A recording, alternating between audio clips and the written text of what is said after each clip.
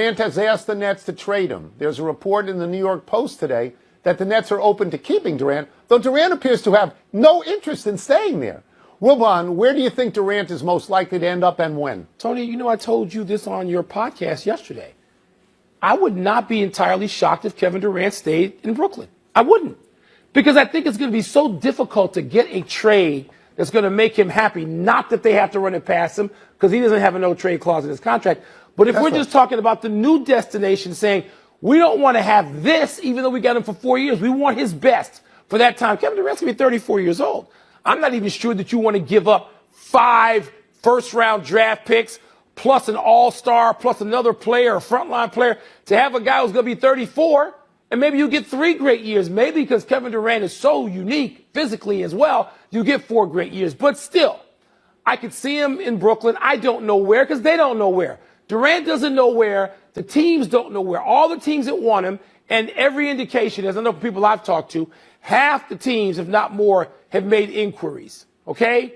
So nobody knows where he's going to be. And the deal is going to be so convoluted, Tony, that leads, if there is one, to wherever he lands, that we can't sit here right now with a crystal ball and see that. He is at Miami and Phoenix. I'd like one of those more than the others, but who the hell knows? Okay. So we're in the first week in July. So I'm going to sit here and I'm going to wait for Kevin Durant to go wherever he wants to go and take all the time you need. It doesn't matter to me.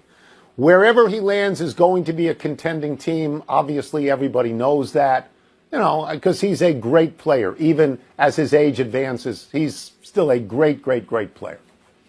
What stands out to me about all of this is that Kevin Durant finally decided, I can't play with Kyrie Irving anymore. I don't want anything to do with him anymore. Kevin Durant, whatever his flaws are, it's always seemed to me that he likes to play basketball.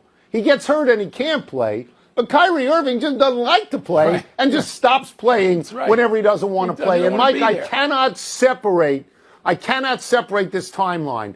The day after Kyrie Irving said, I'm opting in, Kevin Durant said, I'm opting out. The day after. To me, 2 and 2 equals 4.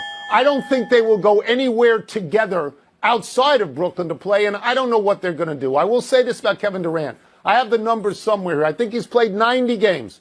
In the last 3 years, he's played 90 games out of a possible 226 in Brooklyn. And if he gets hurt again at his age, that could be the beginning of the end. People in D.C., of course, say, let him come home. He's not coming to D.C. No, they're not going to trade Bradley Beal. But Bradley Beal and Kyrie Irving can't play together. The most interesting thing to me would be if he went to Golden State. But, Mike, we've talked about this, you and I. He left that team and those players for a reason. Yeah. I don't think he's going back there. Tony, but again, it's the first week in July. Tony, do what you want. If I'm the Warriors, I'm not blowing up what I've got. I just won a championship without him. I don't need to blow up what I've got to get a 34-year-old dude back, as great as Kevin Durant is. And the thing I'm left with Kyrie Irving is the 2 greatest players of his generation, LeBron James and Kevin Durant. He couldn't get along with the 2 of them. He couldn't get along with the 2 of them. He can't play with them. And they basically ultimately said, oh, no, enough of this dude. So all the people who want to praise Kyrie because of his handles, you can't be with him. He's toxic. Wake up. The tweet we're talking about, Chris, you as a Lakers fan saw this yesterday morning, and I cannot wait to get your thoughts. I'm going to read the tweet.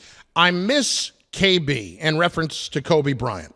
He would understand and explain everything that I'm not allowed to. Honestly, he was the greatest Laker ever. He understood team over self, meaning your rewards would come if you valued team goals over your own, and then everything would fall into place. All can reply. All right, Chris, as a Laker fan, who was Jeannie Buss aiming those very subtle jabs at? I mean, it seems like she could be aiming those at Anthony Davis or Russell Westbrook. I don't think it's LeBron James, because LeBron James has essentially done everything right in his NBA career. And since he's come over to the Los Angeles Lakers, done nothing but, be a model citizen and help lead this franchise to another championship.